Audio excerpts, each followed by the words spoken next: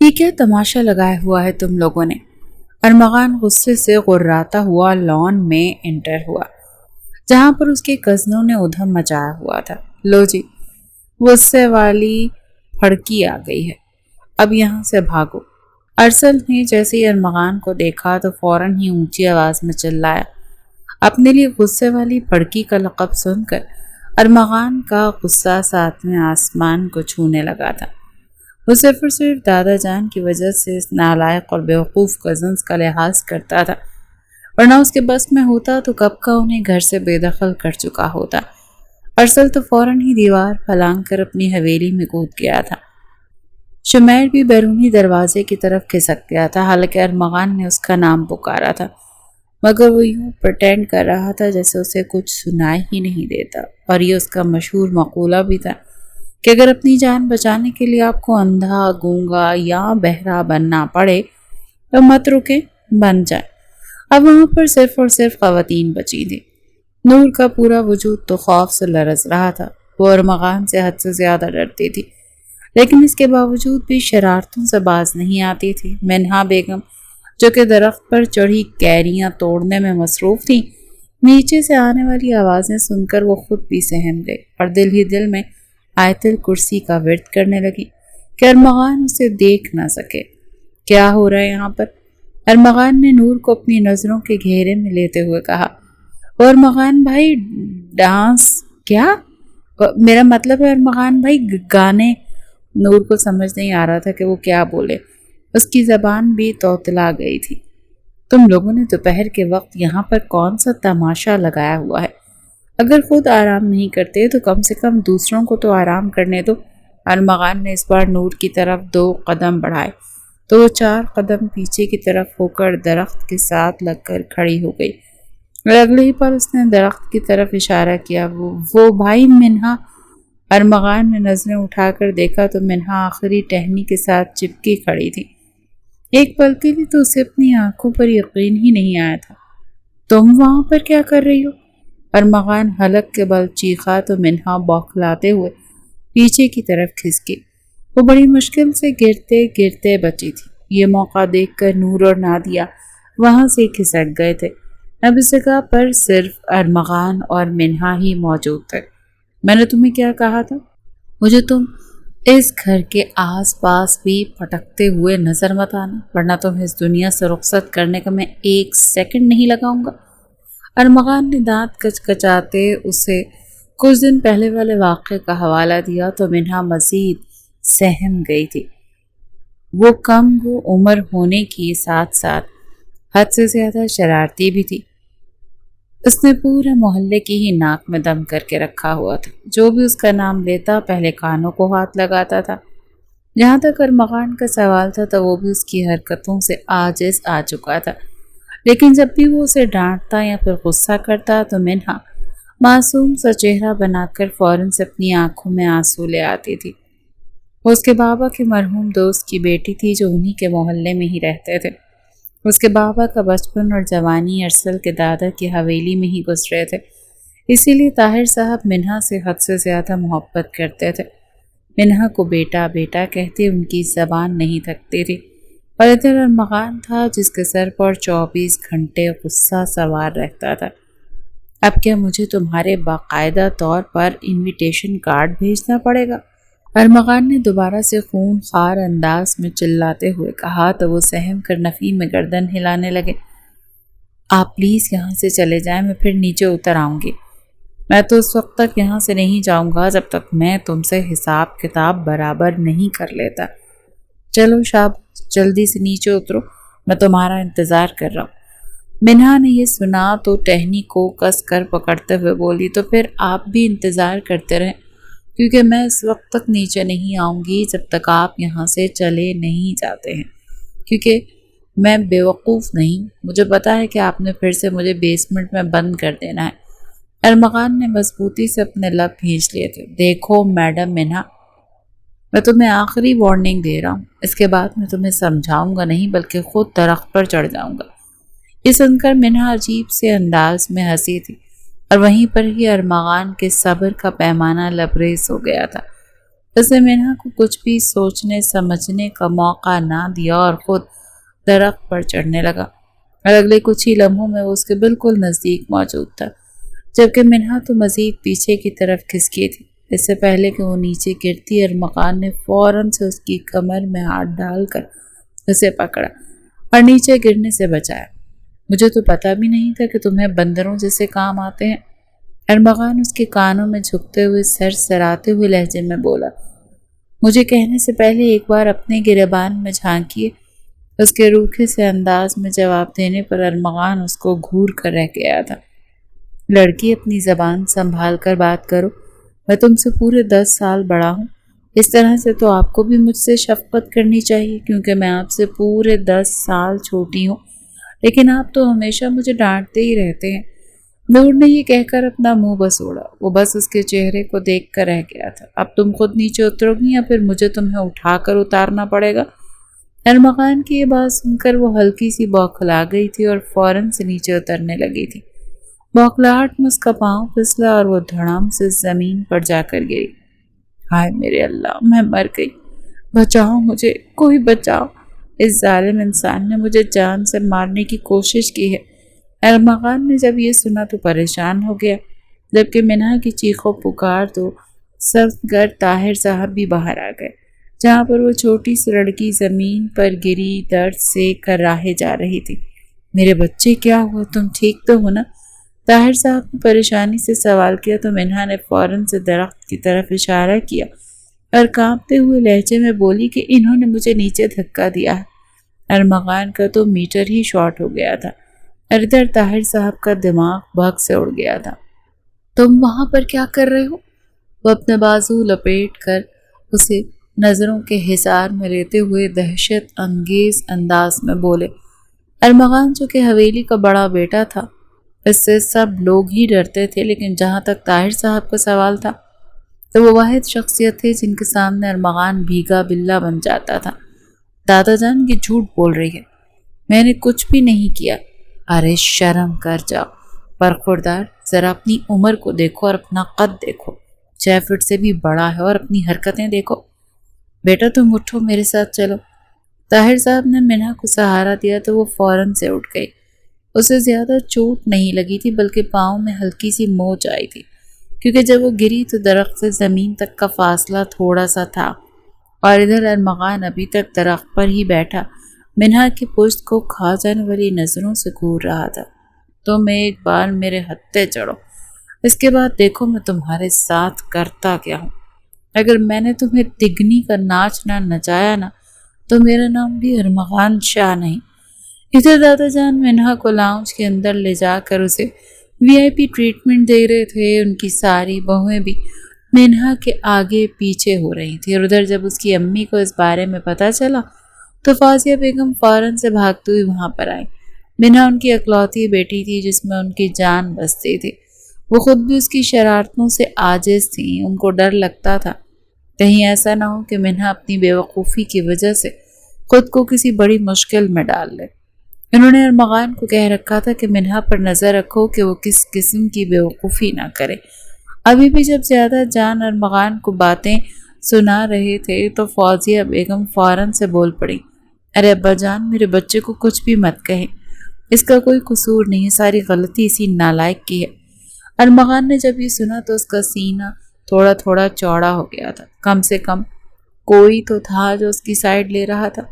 فوزیہ بیگم کو بولتا ہوا دیکھ کر ارمغان کی امی شمسہ بیگم بھی میدان میں اتر آئیں اور اپنے بیٹے کی وکالت کرنے لگیں۔ ادھر منہا کو یہ سب کچھ بالکل بھی اچھا نہیں لگ رہا تھا۔ وہ ٹیڑھے میڑھے منہ بنا رہی تھی، کیونکہ تھوڑی دیر پہلے ہی اسے ارمغان کی برائی سن کر بہت ہی زیادہ مزہ آ رہا تھا۔ ابھی بھی دل ہی دل میں وہ اس کو گالیوں سے نواز رہی تھی، بقول وہ اس کی خوشیوں میں ناک بن کر بیٹھا تھا۔ اپنی پابندیاں تو اس پر اس کی ماں جان نے نہیں لگائی تھی جتنی پابندیاں یہ ارمغان لگا رہا تھا۔ ابھی بھی 1 ہفتے پہلے ارمغان صاحب نے ایک نیا فتویٰ دے دیا تھا کہ کوئی ضرورت نہیں ہے یونیورسٹی جانے کی، آرام سے گھر میں بیٹھو، وہاں پر جا کر تم نے دنگا فساد ہی کرنا ہے، اور میں اس پوزیشن میں بالکل نہیں ہوں کہ تمہیں بچاتا پھروں۔ پہلے بھی جب بھی محترمہ کی کالج میں پی ٹی ایم ہوتی تھی تو وہاں پر بھی ارمغان کو ہی جانا پڑتا تھا۔ فوزیہ بیگم تو 24 گھنٹے بیکنگ میں ہی مصروف رہتی تھی۔ دراصل وہ کیکس بناتی تھی اور ہوم ڈیلیوری کرتی تھی۔ وہ بہت ہی خوددار خاتون تھی اور آج تک انہوں نے کسی سے بھی مدد نہیں لی تھی۔ طاہر صاحب ان سے کہہ کہہ کر تھک گئے تھے، لیکن وہ ہمیشہ ہی خوبصورتی سے انکار کر دیتی تھی۔ وہ کسی کا احسان لینا پسند نہیں کرتی تھی۔ منہا جب 5 سال کی تھی تبھی اس کے بابا کی ڈیتھ ہو گئی تھی، لیکن فوزیہ بیگم نے دوسری شادی نہیں کی، کیونکہ وہ جانتی تھی کہ اگر انہوں نے اپنی زندگی بسا لی تو ان کی بیٹی کی زندگی اجڑ جائے گی۔ ان کا گھر طاہر صاحب کے گھر کے برابر نہیں تھا، وہ بڑی حویلی کے مقابلے میں بہت چھوٹا تھا، لیکن یہ تھا کہ دونوں ماں بیٹی کا اچھا گزارا ہو رہا تھا، اور منہا تو رہتے ہی 24 گھنٹے طاہر صاحب کے ہی گھر میں تھی۔ یہاں پر بھی فوزیہ بیگم اسے سمجھاتی تھی کہ اپنے گھر میں بھی رک جایا کرو، وہ کیا سوچیں گے؟ اماں جان وہ اتنے فارغ نہیں کہ وہ اس بارے میں سوچتے رہیں۔ منہا ان کے سوال کا ہمیشہ لاپرواہی سے ہی جواب دیتی تھی۔ ابھی بھی پاؤں ٹوٹنے کا ڈرامہ کرنے کے بعد جب چیک کیا گیا تو پتہ چلا کہ پاؤں میں ایک چھوٹی سی موچ آئی ہے، جسے ارسل نے فوراً ہی ایک جھٹکا دے کر ٹھیک کر دیا تھا، اور پھر سینہ اکڑا کر سب لوگوں سے شاباشی وصول کر رہا تھا۔ ارے دادا جان، یہ تو کچھ بھی نہیں ہے، میں نے تو اس سے بڑی بڑی موچیں بھی ٹھیک کی ہوئی ہیں۔ وہ اپنے سارے دانتوں کی نمائش کر کے دادا جان کو اب اپنے جھوٹے قصے سنا رہا تھا۔ اس کا ارادہ دادا جان کی جیب ہلکا کرنے کا تھا، لیکن فی الحال دادا نے قربانی کا جانور لینا تھا، اور اس لیے انہوں نے ارسل کو زبانی کلامی شاباشی دی اور جیب سے پیسے نکالنے سے صاف انکار کر دیا۔ تھوڑی ہی دیر میں فوزیہ بیگم منہا کو اپنے ساتھ کھینچ کر وہاں سے چلی گئی تھی۔ اب وہاں پر صرف ارسل اور ہانیہ بیٹھے ہوئے تھے۔ ہانیہ ارسل کی خالہ کی بیٹی تھی، جو 1 مہینے کے لیے ارسل کے گھر رہنے کے لیے آئی ہوئی تھی۔ اس کے والدین عمرہ اور حج ایک ساتھ کرنے کے لیے سعودی عربیہ گئے ہوئے تھے۔ ارسل نے جیسے ہی میدان خالی دیکھا تو فوراً سے اس کی طرف بڑھا۔ ہانیہ تیزی سے پیچھے کی طرف کھسکی تھی۔ خبردار جو تم نے میرے نزدیک آنے کی بھی کوشش کی، ورنہ میں تمہارا منہ توڑ ڈالوں گی۔ اس نے انگلی اٹھا کر ارسل کو 2 ٹوک انداز میں دھمکی دیتے ہوئے کہا تو وہ بیچارہ اپنا سا منہ لے کر رہ گیا۔ ایک تو میں اس قدر سخت ماحول میں تم سے پیار کرنے کی جرت کر رہا ہوں، اور تم ہو کہ میری حوصلہ افزائی کرنے کے بجائے مجھے ہی دھمکیاں دے رہی ہو۔ وہ اس وجہ سے مسٹر ارسل کیونکہ تم اسی نالائق ہی ہو۔ میں نے خود تمہیں یونیورسٹی کی لڑکیوں کے ساتھ آوارہ گردی کرتے ہوئے دیکھا ہے۔ ہانیہ کی آنکھیں فوراً سے آنسوؤں سے بھیگ گئی تھیں۔ پھر کیا تھا؟ ارسل نے اپنی گردن پر ہاتھ رکھا اور زور و شور سے قسمیں اٹھانا شروع کر دیں۔ ادھر وہ دونوں ایک دوسرے کے ساتھ وعدے قسمیں کرنے میں مصروف تھے، ادھر ارمغان نے انٹری ماری۔ کیا ہو رہا ہے یہاں پر؟ کچھ بھی تو نہیں ارمغان لالا، ہانیہ نے تیزی سے کہا۔ کچھ بھی نہیں ہو رہا ارسلان، میرا بھائی ہے نا۔ اور میں اس کی بہن، جذبات میں آ کر وہ کچھ زیادہ ہی بول گئی، اور ادھر ارسل کو لگ رہا تھا کسی نے اس کے دل پر خنجر چلا دیا ہو۔ وہ اپنے محبوب کو اتنا ڈرپوک بھی نہیں سمجھتا تھا کہ وہ دشمن کو دیکھ کر فوراً ہی رشتہ چینج کر دیں گے۔ اور ادھر ارمغان کے لیے اپنی ہنسی دبانا بہت مشکل ہو گیا تھا، کیونکہ وہ ان دونوں کی نوک جھوک سے بہت اچھے طریقے سے واقف تھا، اور ایک شام تو اس نے دونوں کو چھت پر محبت کا اظہار کرتے ہوئے بھی سنا تھا۔ ابھی اس نے ارسل پر ایک نظر ڈالی جو کہ رونے کے قریب تھا، اور جس کا چہرہ شرم کے مارے لال ہو چکا تھا۔ لیکن ارسل تو کہتا ہے کہ اس کی کوئی بہن نہیں۔ ارمغان نے چسکا لینا چاہا تو ارسل نے اسے بے بسی سے دیکھا۔ آپ کو تو پتا یہ فالتو بولتا رہتا ہے، اور ویسے بھی اس حویلی میں جتنے بھی لوگ ہیں وہ سارے میرے بھائی تو ہیں۔ یہ کہہ کر ہانیہ نے پھر سے اپنے دانتوں کی نمائش کی۔ ارسل کا دل کر رہا تھا کہ قریب ہتھوڑا اٹھا کر اس کے 32 کے 32 دانت توڑ ڈالے۔ دل ہی دل میں اس نے محترمہ کو طلاق دی اور وہاں سے لمبے لمبے ڈگ بھرتا ہوا نکل گیا۔ اس کے جانے کے بعد ارمغان ہانیہ کے قریب آ کر رکا۔ ویسے اسے یہ روز ساری زندگی یاد رہے گی، یہ کہہ کر وہ لمبے لمبے ڈگ بھرتا ہوا کمرے سے باہر نکل گیا تھا، جبکہ ادھر منہا بیگم اپنے کمرے میں بیٹھ کر منصوبہ بندی کرنے میں مصروف تھی۔ ایسا کیا کروں کہ اس انسان کی عقل ٹھکانے آ جائے؟ ویسے تاریخ گواہ ہے، جب بھی منہا نے کچھ ایسا کرنے کے بارے میں سوچا تھا، اس کے علاوہ کسی اور کی عقل ٹھکانے نہیں آئی تھی۔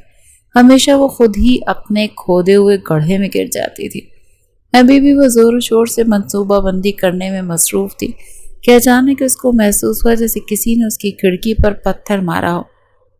لائن کے 1000ویں حصے میں وہ سمجھ گئی تھی۔ جب وہ نیچے گئی تو سامنے ارسل کھڑا تھا، کاندھے جھکائے، چہرے پر مسکینیت سجائے۔ وہ بہت زیادہ اداس لگ رہا تھا۔ کیا تم 2 منٹ کے لیے نیچے آ سکتی ہو؟ اس نے وہیں پر ہی کھڑے ہو کر چلاتے ہوئے کہا۔ تو منہا نے اس کی روتی ہوئی شکل کو دیکھ کر چسکے لیتے ہوئے تیزی سے نفی میں گردن ہلا دی۔ یاد ہے دوپہر کے وقت کیسے دم دبا کر بھاگ گئے تھے؟ تب تو تمہیں میرا خیال نہیں آیا، اسی لیے مجھ سے بھی کسی بھی قسم کی بہتری کی امید نہ ہی رکھو۔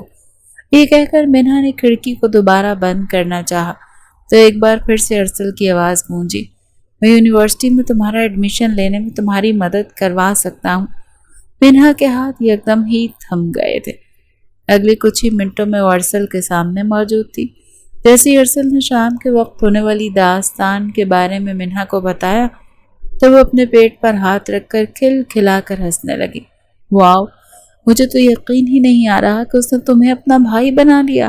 یار ایسی باتیں مت کرو، میں اس کے بارے میں واقعی میں حد سے زیادہ سیریس ہوں، اور میں چاہتا ہوں کہ تم اس کا دل میری طرف سے صاف کر دو۔ تم اسے اس چیز کا یقین دلا دو کہ میری زندگی میں اس کے علاوہ اور کوئی بھی نہیں ہے۔ منہا نے یہ سن کر آنکھیں چھوٹی چھوٹی کر کے اسے گھورا۔ میرے بھائی، اس بات کا تو ابھی تک مجھے خود ہی یقین نہیں آیا، میں اس کو کیسے یقین دلاؤں گی؟ لیکن اگر تم اپنے اس جلاد کزن کو سبق سکھانے میں میری مدد کرو تو میں تمہاری مدد کروں گی۔ منہا کو اشارہ ارمغان کی طرف تھا۔ ارسل جذبات میں اپنی آستینیں چڑھاتے ہوئے بولا، اس آدمی کی وجہ سے تو اس نے مجھے اپنا بھائی بنا لیا۔ تم جو کچھ بھی کرنے کے لیے کہو گی میں کروں گی، بس اسے دوبارہ سے میرا بنا دو۔ میں یہ برداشت نہیں کر سکتا ہوں۔ زیادہ جہانگیر بننے کی ضرورت نہیں، ورنہ انارکلی کو دیوار میں چنوا دیا جائے گا۔ تمہارے منہ میں خاک بدبخت، ارسل نے گاؤں کی عورتوں کی طرح ہاتھ اٹھاتے ہوئے اسے بددعا دیتے ہوئے کہا۔ ادھر منہا نے فوراً سے ہانیہ کو کال ملا۔ اس سے پہلے کہ اس نے اپنی چند دوستوں کو بھی سمجھا لیا تھا کہ اس نے ان لڑکیوں کو بھی گروپ کال میں لیا۔ سب مل کر ارسل کی بے گناہی کی گواہیاں دے رہی تھی اور ہانیہ بیچاری ایک بار پھر سے ان کی باتوں میں آ گئی تھی۔ اگلا دن بہت ہی روشن تھا۔ منہا ناشتہ کرنے کے لیے نیچے آئی تو فوزیہ بیگم نے اسے دیکھ کر مسکراتے ہوئے کہا، طاہر صاحب، ایک بہت ہی بڑا اور زبردست بیل آئے ہیں۔ منہا نے جب یہ سنا تو ناشتہ وہیں چھوڑ کر فوراً سے باہر کی طرف بھاگی۔ سب سے پہلے تو اس کا سٹریک بنانے کا ارادہ تھا تاکہ اپنے سب دوستوں کو دکھا کر جلا سکے۔ طاہر صاحب کو اپنی فیملی ہی کہتے تھے، اور کیا فرق پڑتا ہے کہ وہ قربانی کریں یا پھر طاہر صاحب، ایک ہی تو بات تھی۔ جب وہ حویلی پہنچی تو وہاں لان میں تماشا لگا ہوا تھا۔ آغا جان ارسل کو بیل کی رسی نکال کر دوسری جگہ باندھنے کے لیے کہہ رہے تھے، جبکہ ارسل بیچارہ بیل کا قد اور جسامت دیکھ کر خوف سے ہی تھر تھر کانپ رہا تھا۔ دیکھیں آغا جان، فی الحال میرا مرنے کا کوئی ارادہ نہیں ہے۔ اس بیل نے مجھے ایک لات مارنی ہے اور میں پاکستان کا بارڈر کراس کرتے ہوئے انڈیا پہنچ جاؤں گا، اور مجھے اپنا ملک چھوڑ کر کہیں بھی نہیں جانا۔ اس نے باقاعدہ ڈرنے کی ایکٹنگ کرتے ہوئے کہا، اور ادھر فرح صاحب کا دماغ یکدم گھوم گیا تھا۔ اگر تم نے میری بات نہیں مانی تو بیل کا تو مجھے نہیں پتا، میں تمہیں اس گھر سے نکالنے میں 1 سیکنڈ بھی نہیں لگاؤں گا۔ ارے آغا جان، مجھے دیں، میں اس کو باندھ دیتی ہوں۔ فاروق صاحب طاہر صاحب سب سے بڑے بیٹے تھے جن کو سب آغا جان کہہ کر پکارتے تھے۔ ان کی اپنی کوئی اولاد نہیں تھی، اسی لیے وہ باقی بھائیوں کی اولادوں پر روب جماتے تھے۔ ارمغان ان سے 1 نمبر چھوٹے والے بھائی کا سب سے بڑا بیٹا تھا، اور اس طرح سے وہ حویلی کا بھی بڑا بیٹا کہلواتا تھا۔ منہا نے اپنی خدمات پیش کرتے ہوئے کہا تو فاروق صاحب کو اپنے بھتیجے پر پہلے سے بھی زیادہ غصہ آنے لگا۔ دیکھو میری بچی کتنی بہادر ہے، اور تم ایک نظر خود پر ڈالو، اللہ سے نالائق بھتیجے کسی کو بھی نہ دے۔ ارسل کو اس طرح کے طعنے سننے تو منظور تھے، لیکن بیل کے پاس جانا نہیں۔ اس کی وجہ ایک بہت بڑا ٹراما بھی تھا جس کو بچپن میں ملا تھا۔ وہ صرف اور صرف 11 سال کا تھا جب بیل نے اسے پیچھے والی 2 لاتیں ماری تھی۔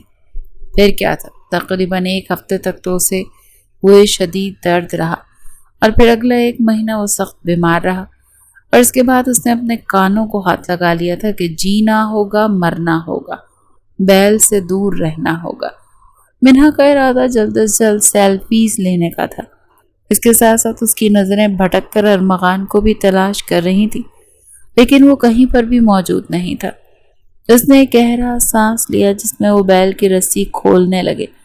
بیل یکدم ہی جوش میں آ گیا اور منہا کی طرف بڑھا۔ نہ جانے اس بیچارے بیل کے ساتھ راستے میں کون سا وحشیانہ رویہ رکھا گیا تھا کہ وہ انسانوں کو دیکھ کر ہی انہیں کاٹ کھانے کو آتا تھا۔ اگر ارمغان بر وقت منہا کا بازو پکڑ کر اسے پیچھے کی طرف نہ کھینچتا تو آج اس کی خیر نہیں تھی۔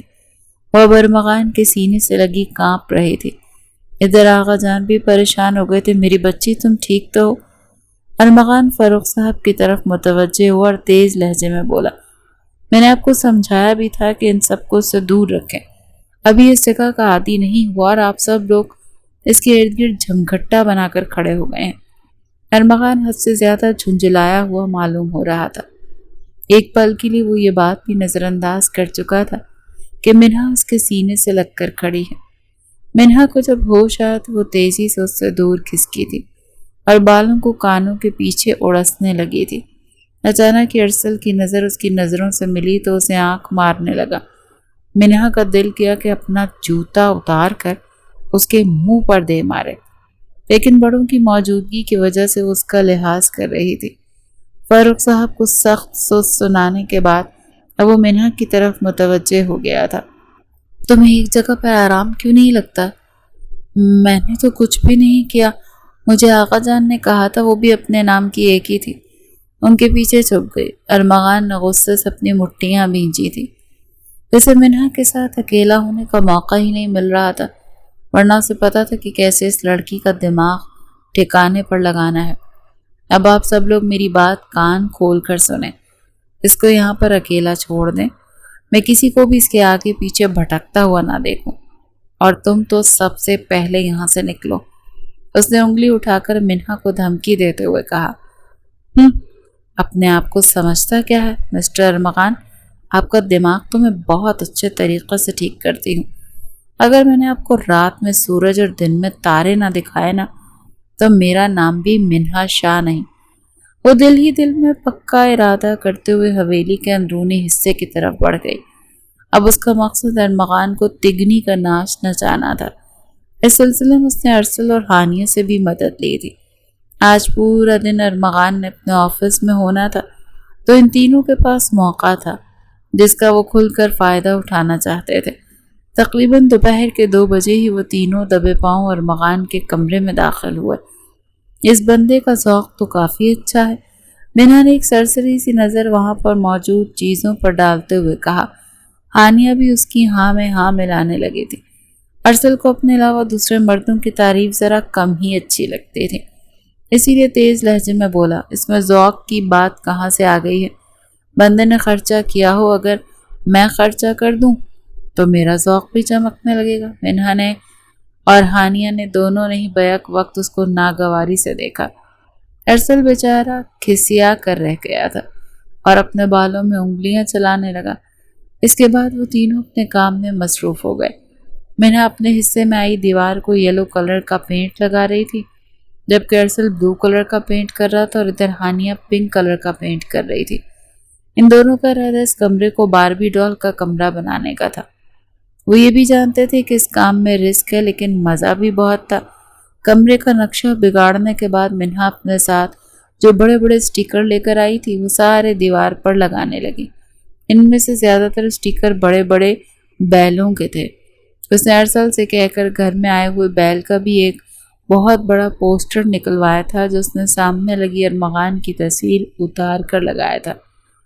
ویسے اگر ارسل اس کو غور سے دیکھیں تو ارمغان میں اور بیل میں صرف 19-20 کا ہی فرق ہے، یہ کہہ کر وہ کھل کھلا کر ہنستی تھی، جبکہ ارسل بھی اس کی ہاں میں ہاں ملانے لگا تھا۔ وہ تینوں نہیں جانتے تھے کہ وہ اپنی زندگی کی کتنی بڑی غلطی کر رہے ہیں اور اس کا انجام کتنا خطرناک ہو سکتا ہے۔ منہا نے ارمغان کے واش روم کو بھی نہیں چھوڑا، بلکہ وہاں پر بھی ڈھیر سارا پینٹ گرایا تھا۔ اور جہاں تک ارمغان کی الماری کا سوال تھا تو اس نے اندر سے پیاری پیاری شرٹس نکالنی تھی۔ تینوں دبے پاؤں کمرے سے باہر نکل گئے۔ ہم پکڑے تو نہیں جائیں گے نا؟ ہانیہ نے لرزتے ہوئے لہجے میں کہا۔ اگر تم نے بوکھلاہٹ میں سچ نہ بولا تو ہم بالکل نہیں پکڑے جائیں گے، اور خدا کا واسطہ، یہ کہہ کر ارسل نے باقاعدہ طور پر اس کے سامنے ہاتھ جوڑے تھے۔ اب دوبارہ مجھے بھائی کہہ کر مت پکارنا۔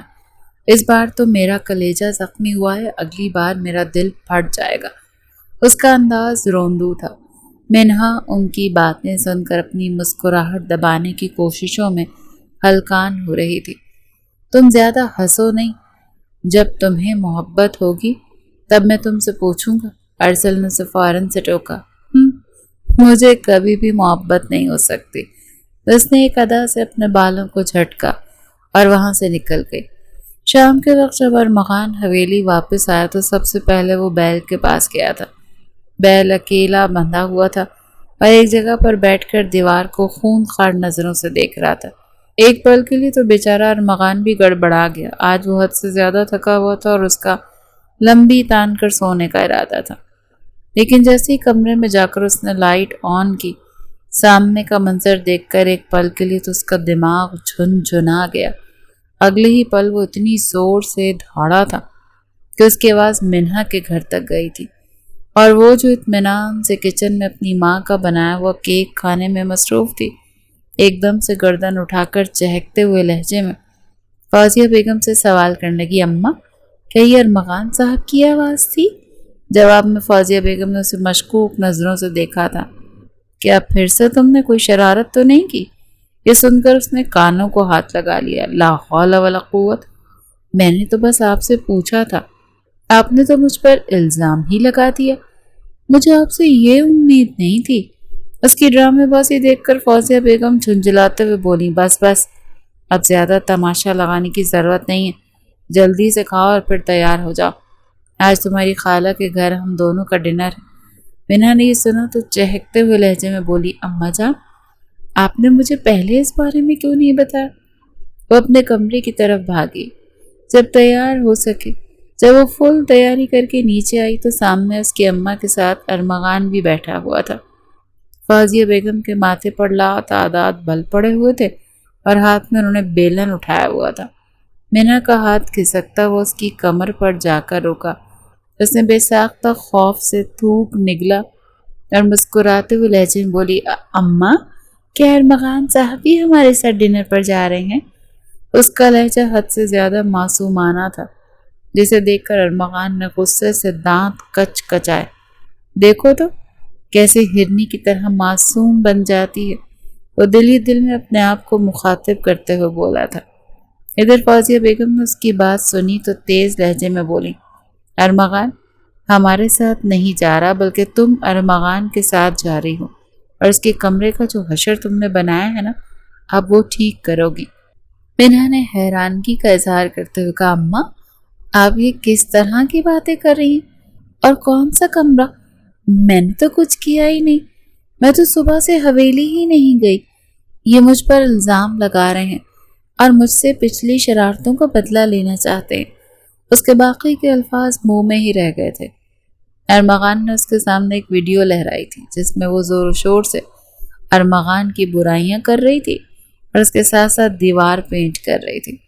ان تینوں میں سے کسی کو بھی نہیں پتا تھا کہ ارمغان نے اپنے کمرے میں ایک مائنر کیمرہ لگایا ہوا ہے جو کہ پردوں کے اوپر لگا ہوا تھا اور ان تینوں کی ہی حرکتیں ریکارڈ کر رہا تھا۔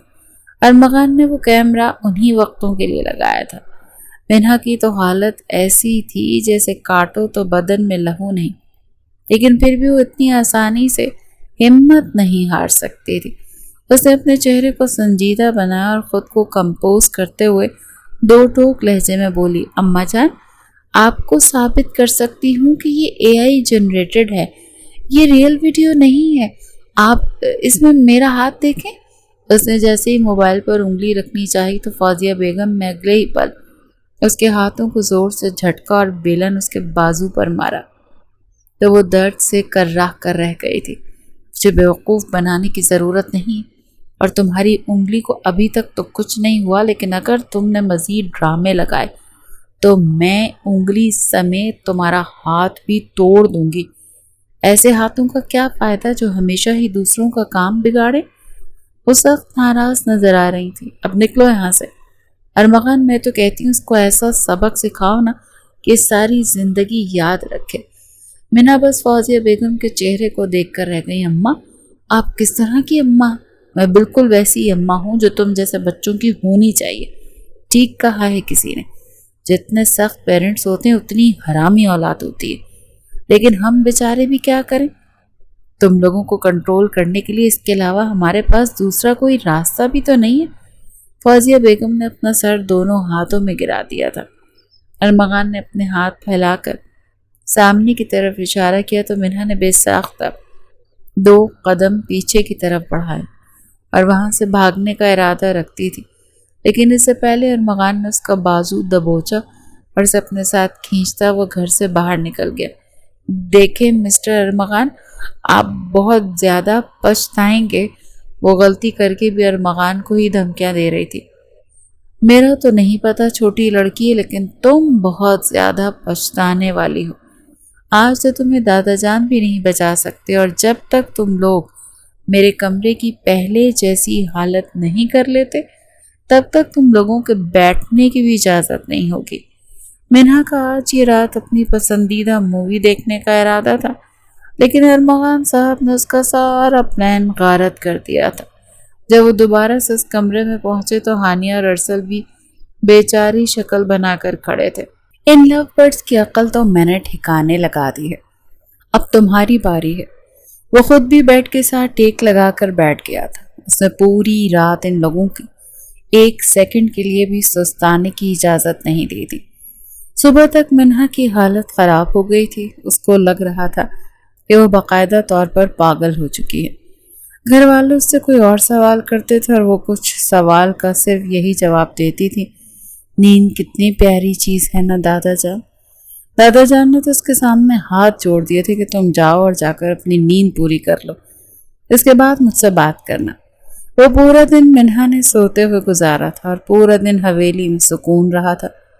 یہ بات سب لوگوں نے ہی نوٹ کی تھی۔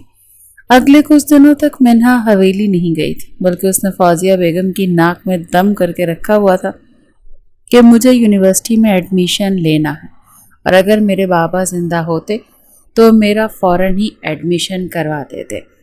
مجھے اس طرح سے آپ کی یا پھر ارمغان کی منتیں نہ کرنی پڑتی۔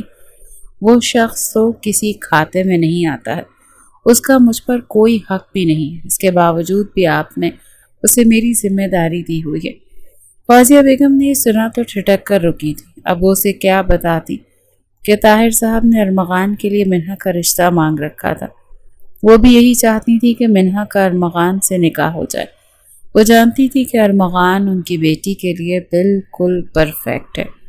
وہ مضبوط اعصاب کا مالک تھا، اور سب سے بڑھ کر یہ کہ وہ ان کی بیٹی کو سمجھتا تھا اور اسے محبت کرتا تھا۔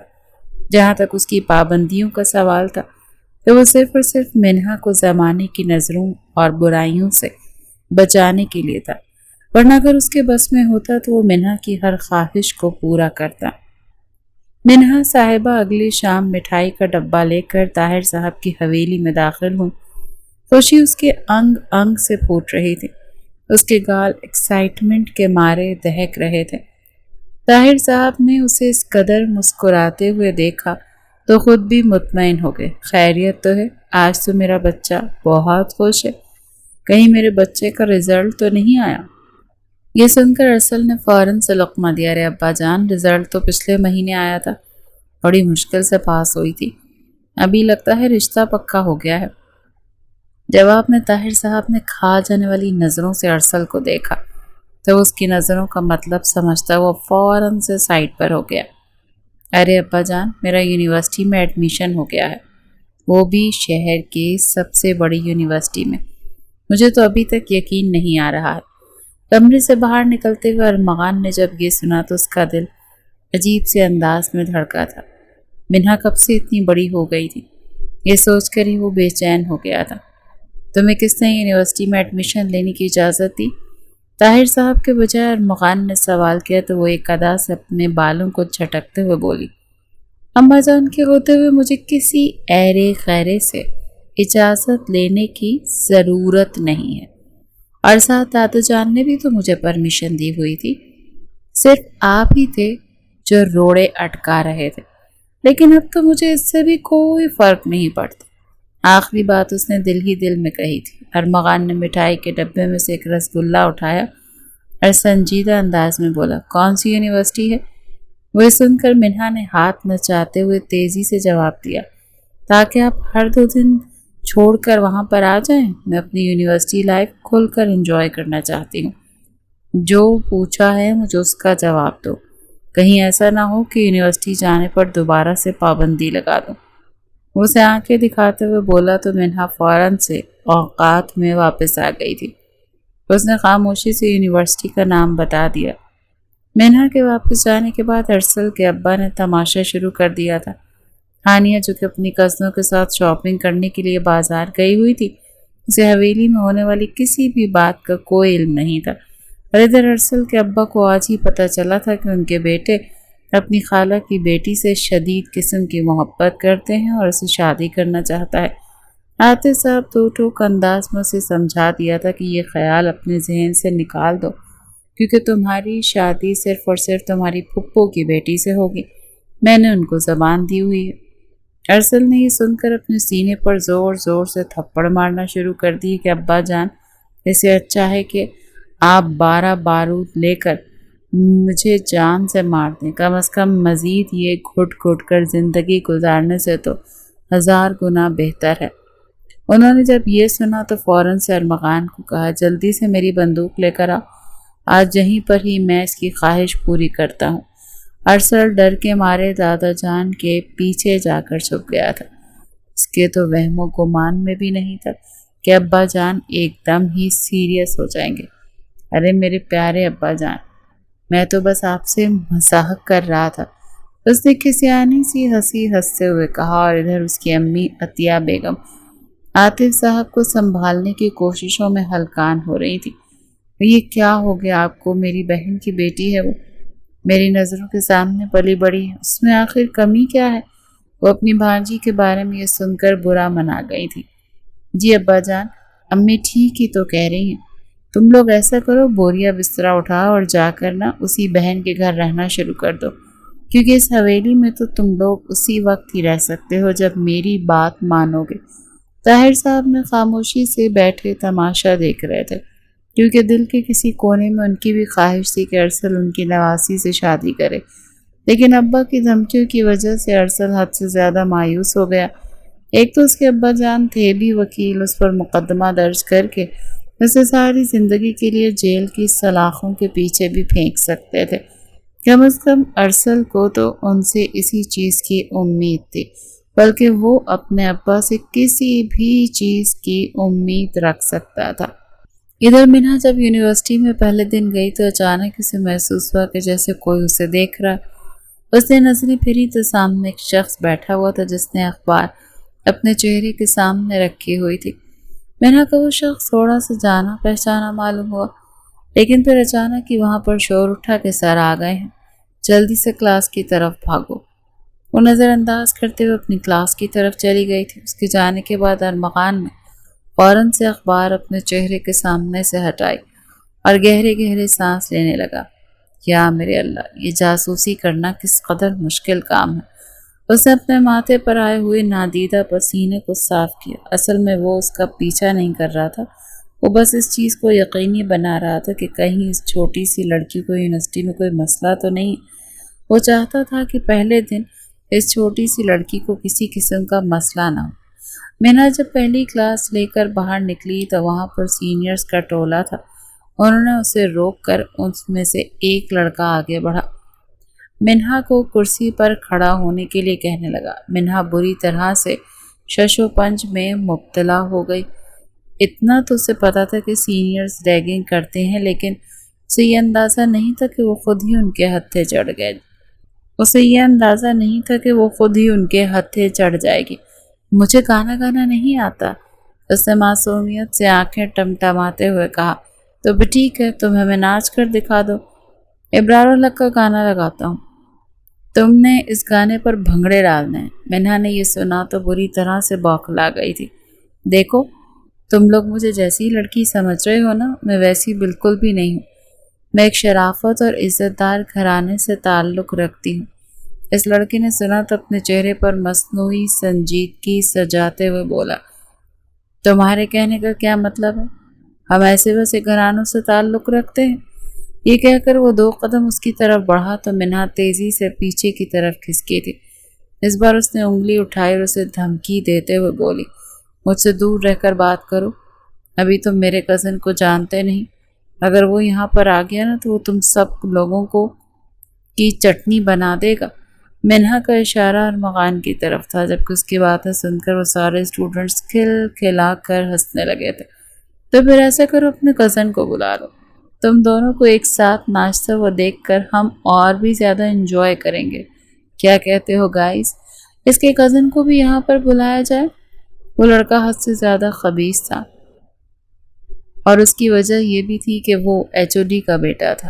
کوئی بھی اس کو کچھ نہیں کہتا تھا، کیونکہ اپنے بیٹے کے معاملے میں HOD کسی کا بھی لحاظ نہیں کرتا تھا، چاہے اس کا بیٹا غلط ہی کیوں نہ ہو۔ جب شہریار نامی اس لڑکے کے گروپ میں زور شور سے ہاں میں گردن ہلائی تو شہریار منہا کی آنکھوں میں جھانکتے ہوئے بولا، ابھی اور اسی وقت موبائل اٹھاؤ اور اپنے کزن کو کال کرو، اس کو بتاؤ تمہارا باپ یہاں پر تمہارا انتظار کر رہا ہے، جلدی سے یہاں پر پہنچے۔ یہ کہہ کر وہ پھر سے کھل کھلا کر ہنسا تھا۔ منہا کے ماتھے پر لاتعداد بل پڑ گئے۔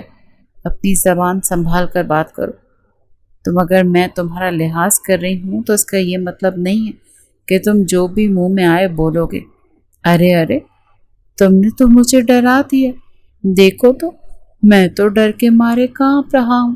یہ کہہ کر اس نے باقاعدہ طور پر کانپنے کی ایکٹنگ کی اور پھر اسے چیلنجنگ انداز میں دیکھتے ہوئے بولا، مجھے بتاؤ تو صحیح، تم کیا کرو گی؟ تم معمولی سی 2 ٹکے کی لڑکیاں کچھ بھی نہیں کر سکتی ہو۔ اس کا اشارہ منہا کی بڑی سی چادر کی طرف تھا، جس میں اس نے اپنے آپ کو پوری طرح سے ڈھانپا ہوا تھا، لیکن اس کے باوجود بھی اس کا حسن واضح ہو رہا تھا۔ وہ بے حد دلکش اور ہر روپ میں ہی غضب ڈھاتی تھی۔ شہریار کی یہ بات سن کر اس کے ماتھے پر بل پڑ گئے۔ اگلے پل اس کا ہاتھ اٹھا اور شہریار کے چہرے پر نشان چھوڑ گیا۔ مجھے 2 ٹکی کی کہنے سے پہلے اپنے گریبان میں جھانکو، تم ہو کیا؟ ایک معمولی سے نیچ انسان جو آتی جاتی شریف لڑکیوں کو پریشان کرتا ہے۔ شہریار کا ارادہ اس کی چادر کھینچنے کا تھا، لیکن اس سے پہلے ارمغان نے اس کا ہاتھ بیچ میں روک لیا۔ پہلے تو اس نے مسکراتی ہوئی نظروں سے منہا کو دیکھا۔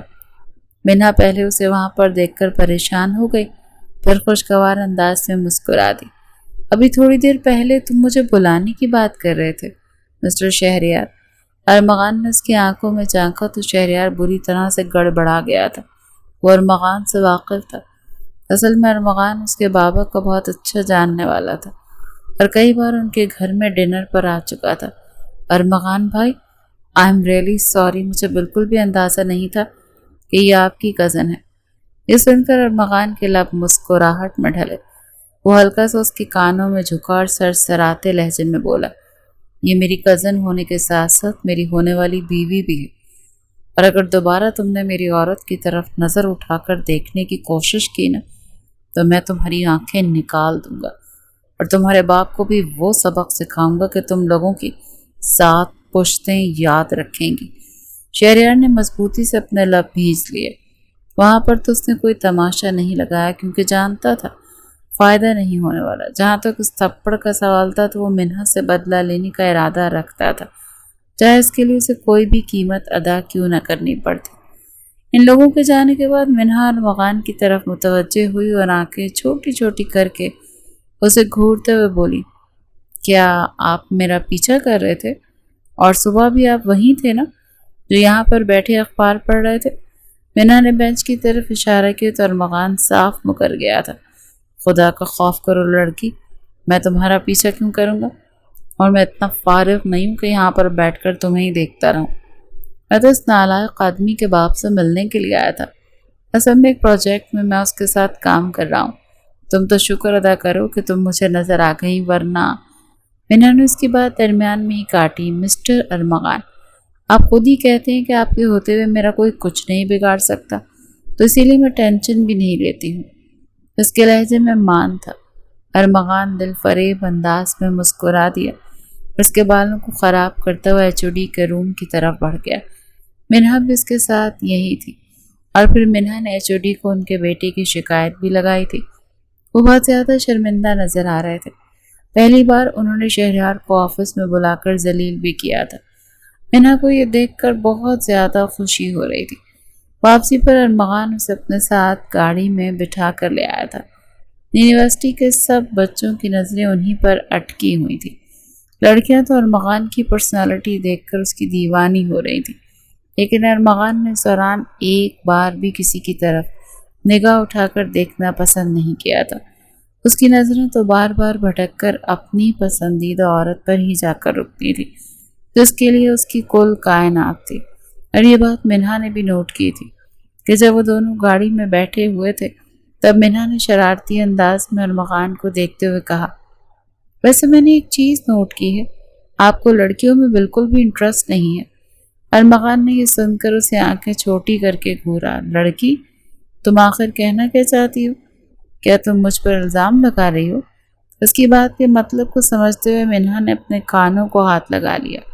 قسم خدا کی، میرا ایسا کوئی بھی ارادہ نہیں تھا، میں تو بس ویسے ہی نارمل سے انداز میں بات کر رہی تھی، آپ نے کسی کی طرف بھی نہیں دیکھا نا؟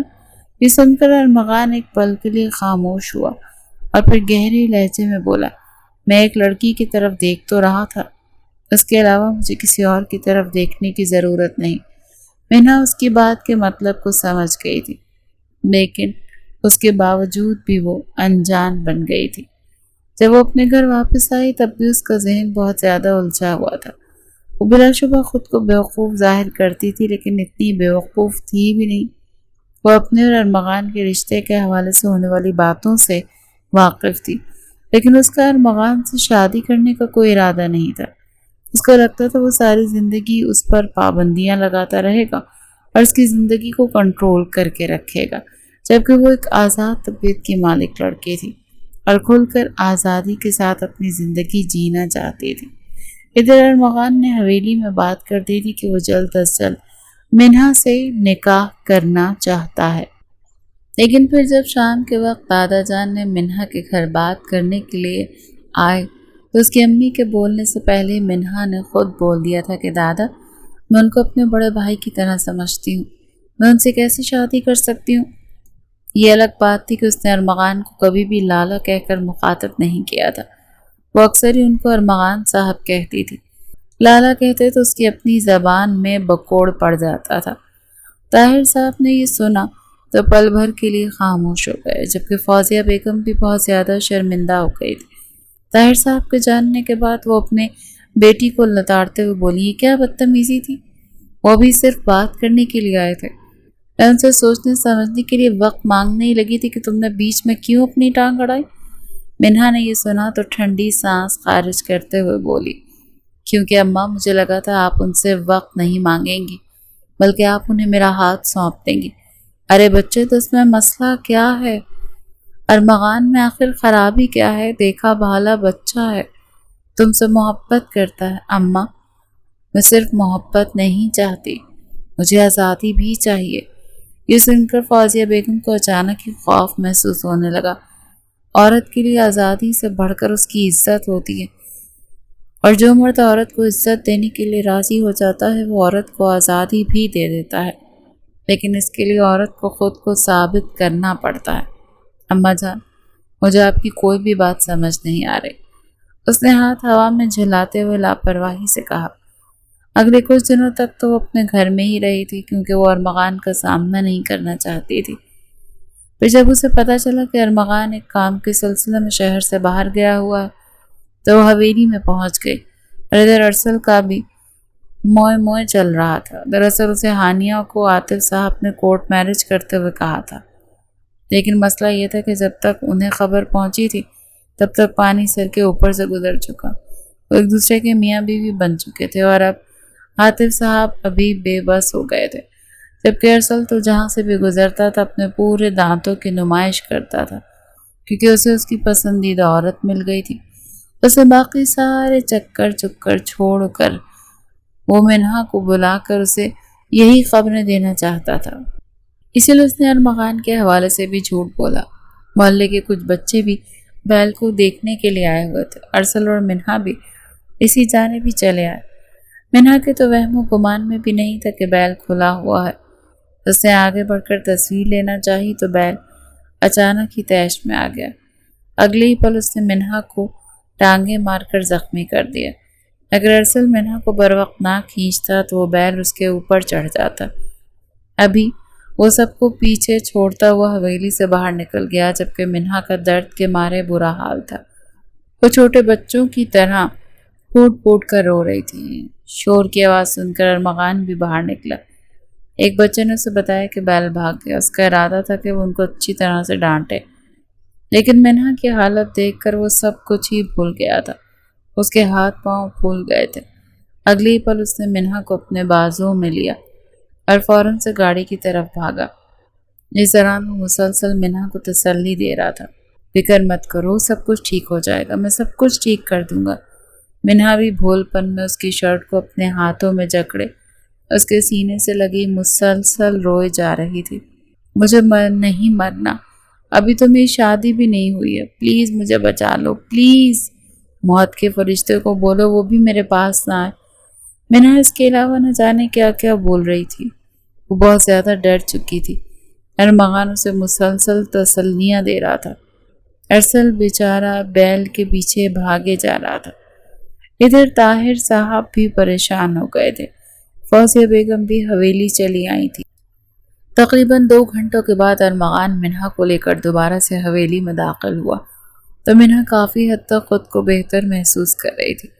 اس کے بازو پر پٹی بندھی ہوئی تھی اور ٹانگ بھی تھوڑی سی زخمی تھی، لیکن وہ ٹھیک تھی، کوئی سیریس چوٹ نہیں لگی تھی۔ راستے میں بھی ارمغان مسلسل اس کی خیریت کے بارے میں ہی پوچھتا آیا۔ منہا کو نہ جانے کیوں عجیب محسوس ہو رہا تھا۔ اس کو لگ رہا تھا ارمغان کو انکار کر کے وہ غلطی کر رہی ہے، لیکن پھر انا آڑے آ گئی کہ وہ انکار کر چکی، اور اب اگر وہ دوبارہ سے نکاح کے لیے تیار ہو جاتی تو بقول اس کے ارمغان کبھی بھی اس کی عزت نہ کرتا۔ وہ نادان نہیں جانتی تھی کہ ارمغان تو زندگی کے ہر موڑ پر اس کی عزت کرنے والا تھا۔ فوزیہ بیگم نے منہا کو ڈانٹنا چاہا تو ارمغان بیچ میں آ گیا۔ آپ اس کو ڈانٹے نہیں، یہ ٹھیک طرح سے سنبھلی نہیں ہے۔ اس کا لہجہ کافی نرم تھا۔ فوزیہ بیگم نے اپنے لب بھینچ لیے، انہوں نے منہا کو اپنے گلے سے لگا لیا اور اگلے کچھ دنوں تک منہا کو کمرے میں ہی بند رہی تھی۔ بیل تو کیا، اب تو اسے بقرعید کے نام سے بھی خوف محسوس ہونے لگا تھا۔ ایک دن فوزیہ بیگم اس کے کمرے میں آئی اور سرسری انداز میں بولی، ارمغان کی منگنی ہو رہی ہے۔ منہا نے یہ سنا تو اس کے وجود کو جھٹکا لگا۔ ایک دم سے ہی اس کو برا محسوس ہونے لگا۔ اس کی آنکھیں بھی آنسوؤں سے بھیگنے لگیں۔ وہ اپنے دل کی کیفیت سمجھ نہیں پا رہی تھی۔ اس نے فوراً ہی اپنی گردن جھکا لی اور اپنے آنسوؤں کو روکنے کی کوشش کرنے لگی، جبکہ اس کی یہ حالت دیکھ کر فوزیہ بیگم اپنی مسکراہٹ دبانے کی کوشش میں ہلکان ہو رہی تھی۔ ارے کیا تمہیں سن کر خوشی نہیں ہوئی؟ تمہیں تو ایکسائٹڈ ہونا چاہیے کہ ارمغان سے تمہاری جان چھوٹ رہی ہے۔ یہ سن کر منہا نے غصے سے اپنا سر جھٹکا تھا۔ اب آپ کیا چاہتی ہیں میں یہاں پر بھنگڑے ڈالنا شروع کر دوں؟ ارے تم اتنا زیادہ غصہ کیوں کر رہی ہو؟ تم خود ہی تو مجھے کہا کرتی تھی کہ جس دن ارمغان کی منگنی ہوگی اس دن تم بھنگڑے ڈالو گی، تو اب ڈالو نا۔ یہ سن کر منہا نے دوسری طرف کروٹ بدل لی۔ میری بلا سے وہ انسان بھاڑ میں جائے، مجھے کوئی فرق نہیں پڑتا۔ فوزیہ صاحبہ مسکراتی ہوئی کمرے سے باہر نکل آئی تھی، جبکہ ان کے جانے کے بعد منہا کی آنکھوں سے لگاتار آنسو بہنے لگے تھے۔ میں کیوں رو رہی ہوں؟ جب میں نے اس انسان سے شادی کرنے سے خود انکار کر دیا ہے تو اب مجھے کیوں تکلیف ہو رہی ہے؟ وہ کہیں بھی جا کر منہ مارے، مجھے کوئی فرق نہیں پڑنا چاہیے۔ اس نے یہ کہہ کر بے دردی سے اپنے آنسو صاف کیے اور پھر پھوٹ پھوٹ کر روتے ہوئے اپنے آپ سے کہنے لگی، مگر مجھے فرق پڑ رہا ہے۔ مجھے ایسا کیوں لگ رہا ہے میں اس انسان کی عادی ہو گئی اور اس انسان کے بغیر زندگی گزارنا بہت مشکل ہو جائے گا۔ وہ اپنا چہرہ تکیے میں چھپا کر گھٹ گھٹ کر رو رہی تھی۔ اور وہ شخص دیکھو کس قدر کمظرف نکلا۔ بندہ تھوڑی سی کوشش تو کرتا ہے، میں نے ایک بار انکار کیا، اسے چاہیے تھا وہ بار بار آتا، اور جب تک میں راضی نہ ہو جاتی وہ رشتہ مانگتا رہتا۔ لیکن انسان لفظوں میں سے اسے تو میری ذات سے انٹرسٹ ہی نہیں تھا، مجھ سے تو کوئی محبت ہی نہیں کرتا۔ وہ روتے ہوئے اس کی کب آنکھ لگی اسے اندازہ نہ ہو سکا۔ جہاں تک ارمغان کا سوال تھا، وہ 24 گھنٹے منہا کے بارے میں ہی سوچتا رہتا تھا۔ وہ لڑکی ایک پل کے لیے بھی اس کے ذہن سے نہیں اترتی تھی۔ جہاں تک شہریار کا سوال تھا تو ارمغان کو پتا تھا وہ منہا کو تکلیف پہنچانے کی کوشش کرے گا، اسی لیے اس سے پہلے ہی وہ کوئی قدم اٹھاتا ارمغان نے اس کے خلاف ثبوت اکٹھے کر کے پولیس کے حوالے کر دیے، جس کے مطابق وہ غیر قانونی سرگرمیوں میں ملوث تھا اور وہ جیل کی سلاخوں کے پیچھے چلا گیا تھا۔ اس کے بابا بھی اب HOD نہیں رہے تھے۔ اپنے بیٹی کی وجہ سے انہوں نے پہلی ہی بہت شرمندگی اٹھائی تھی۔ اب تو اسٹوڈنٹس بھی ان کی عزت نہیں کرتے تھے بلکہ ان سے بدتمیزی کرتے تھے۔ ایک دن منہا یونیورسٹی کی کینٹین میں بیٹھی تھی، ارمغان اس سے ملنے کے لیے آیا۔ اب ارمغان کا منہا سے دو ٹوک انداز میں بات کرنے کا ارادہ تھا۔ ادھر جب منہا نے ارمغان کو دروازے پر دیکھا تو فوراً سے اٹھ کر اپنی کلاس کے لڑکے کے ساتھ جا کر بیٹھ گئی۔ وہ کافی شریف لڑکا تھا اور اکثر ہی وہ اسے اپنے نوٹس شیئر کیا کرتے تھے، اس سے بھی اسٹڈی میں ہیلپ لیتی تھی۔ دیکھو تم نے بس تھوڑی دیر یہاں بیٹھنا ہے اور ہنسنے کی ایکٹنگ کرنی ہے، منہا نے اسے کہا تو وہ نہ سمجھی سے اسے دیکھنے لگا۔ کیا مطلب تمہارا؟ اس سے پہلے کہ وہ مزید کچھ پوچھتا ارمغان کی نظر ان دونوں پر پڑی تو وہ لمبے لمبے ڈگ بھرتا ہوا اس کے پاس آیا اور اگلے ہی پل اس نے لڑکے کو گریبان سے پکڑ کر اس کے چہرے پر زور سے مکہ مارا۔ منہا یہ دیکھ کر تو بوکھلا گئی تھی۔ وہ فوراً سے ارمغان کی طرف لپکی۔ یہ آپ کیا کر رہے ہیں؟ پاگل تو نہیں ہو گئے؟ اس کا بازو پکڑ کر اس کو گھسیٹتے ہوئے باہر لے کر آ گئی تھی، جبکہ ارمغان کی آنکھوں میں بے یقینی پھیلی ہوئی تھی۔ کیا تم نے اس لڑکی کی وجہ سے مجھ سے شادی سے انکار کیا ہے؟ مجھے تو ابھی تک یقین نہیں آ رہا۔ اس کا لہجہ بہت ٹوٹا ہوا تھا۔ منہا نے یہ سنا تو اس کی آنکھیں بھیگ گئی تھیں۔ آپ کو اس سے فرق نہیں پڑنا چاہیے، نہ ہی آپ کو کوئی حق بنتا ہے کہ میرے معاملات میں دخل اندازی کرے، جبکہ آپ کی منگنی بھی ہو گئی۔ ارمغان کو لگا کہ اس کے کانوں نے کچھ غلط سن لیا ہے۔ تم پاگل تو نہیں ہو گئی؟ میں منگنی کیوں کرنے لگا؟ منہا بھی حیران رہ گئی۔ آپ میرے ساتھ مذاق کر رہے ہیں نا؟ میری امی نے خود مجھے بتایا کہ آپ کی منگنی ہو گئی۔ ارے بیوقوف لڑکی، میری کوئی منگنی نہیں ہوئی۔ میں تمہارے علاوہ کسی اور سے شادی کرنے کے بارے میں سوچ بھی نہیں سکتا، اور یہاں پر میں تمہیں یہی بتانے کے لیے آیا ہوں کہ اب مجھ سے مزید شرافت کا ڈھونگ نہیں رچایا جاتا۔ میں تم سے نکاح کروں گا، چاہے تم اپنی مرضی سے راضی ہو جاؤ یا پھر مجھے تمہارے ساتھ زبردستی ہی کیوں نہ کرنی پڑے۔ اس کا لہجہ دو ٹوک اور اٹل تھا۔ میں ہر چیز برداشت کر سکتا ہوں، لیکن میں اپنی محبت سے دستبردار نہیں ہو سکتا مس منہا، مجھے یہ قابل قبول نہیں۔ اس کا یہ لہجہ سن کر منہا کے دل کو عجیب سی تسکین پہنچی تھی۔ اور اگر میں آپ سے شادی نہ کرنا چاہوں تو پھر چھوٹی لڑکی میں تمہیں مجبور کر دوں گا۔ وہ ہلکا سا اس کی طرف جھکا۔ منہا بے ساختہ پیچھے کی طرف کھسکی۔ آپ کو اس لڑکے کو مارنا نہیں چاہیے تھا، اس نے منہ بناتے ہوئے کہا۔ تمہیں اس لڑکے کے ساتھ بیٹھنا نہیں چاہیے تھا، وہ بھی اسی کے انداز میں بولا۔ مجھے لگا آپ کی منگنی ہو گئی ہے، اسی لیے میں نے آپ کو دکھانے کے لیے۔ وہ بات کرتے کرتے ایک دم ہی خاموش ہو گئی، جبکہ ارمغان اس کی بات کے مطلب کو سمجھ کر دل فریب سے انداز میں مسکرا دیا۔ مسز ارمغان، اگر تو آپ کا مجھے جلانے کا ارادہ تھا تو مبارک ہو، آپ اپنے اس ارادے میں کامیاب ہو گئی، لیکن جہاں تک آپ کے فرار ہونے کے ارادے ہیں تو وہاں میں آپ کو کامیاب نہیں ہونے دوں گا۔ بہتر یہی ہوگا کہ شام کے وقت میرے گھر والوں کو اپنی رضامندی دے دیں، ورنہ گھر سے اٹھا کر لے جاؤں گا۔ منہا نے یہ سنا تو اس نے بے ساختہ نظریں جھکا دیں۔ میری کچھ شرائط ہیں، تمہاری ساری شرطیں منظور ہیں مجھے۔ وہ درمیان میں ہی اس کی بات کاٹتے ہوئے بولا۔ پہلے میری بات پوری سن تو لیں۔ جی میڈم صاحب، آپ حکم کریں۔ میری پہلی شرط تو یہ ہے کہ آپ میرے پہ فضول پابندیاں نہیں لگائیں گے۔ ٹھیک ہے، مجھے منظور ہے، اور مجھے میری مرضی سے زندگی گزارنے کی اجازت دیں گے۔ ارمغان نے اس پر بھی رضامندی دے دی تھی۔ پھر جب شام کے وقت طاہر صاحب دوبارہ سے گھر کی عورتوں کے ساتھ منہا کا رشتہ مانگنے کے لیے آئے تو اس نے اپنی پسندیدگی کا اظہار کر دیا۔ سب لوگ بہت ہی زیادہ خوش تھے۔ ادھر ارسل بھی بیل کو پکڑ کر لے آیا تھا۔ بڑی عید پر قربانی کے بعد منہا اور ارمغان کا بہت ہی دھوم دھام سے نکاح ہو گیا۔ ارمغان نے اس سے کیا ہوا اپنا وعدہ پورا کر دیا اور منہا نے بھی نوٹ کیا تھا کہ شادی کے بعد اس میں بہت تبدیلیاں آ گئی تھیں۔ اب وہ پہلے کی طرح ضدی نہیں رہی تھی بلکہ معاملات کو سمجھنے لگی تھی۔ اب وہ ایسی حرکتیں ہی نہیں کرتی تھی جس سے ارمغان کو غصہ آتا تھا۔ وہ پہلے سے بھی زیادہ اس کی عزت اور قدر کرنے لگی تھی۔ ارمغان نے اس کی بات مان کر اس کو آزادی دی تھی۔ جواب میں منہا نے بھی اس کی آزادی کا مان رکھا تھا۔ ادھر ہانیہ کے پیرنٹس بھی پاکستان واپس آ چکے تھے۔ اپنی بیٹی کی حرکت پر وہ شرمندہ تھے، لیکن عاطف صاحب نے ساری غلطی اپنے سر لے لی تھی۔ انہوں نے ایک بار بھی ان لوگوں کو برا محسوس نہیں کروایا تھا۔ ارسل اور ہانیہ کا بھی دوبارہ سے سب خاندان والوں کی موجودگی میں نکاح ہوا تھا اور شادی ان دونوں کی پڑھائی مکمل ہونے کے بعد طے پائی تھی۔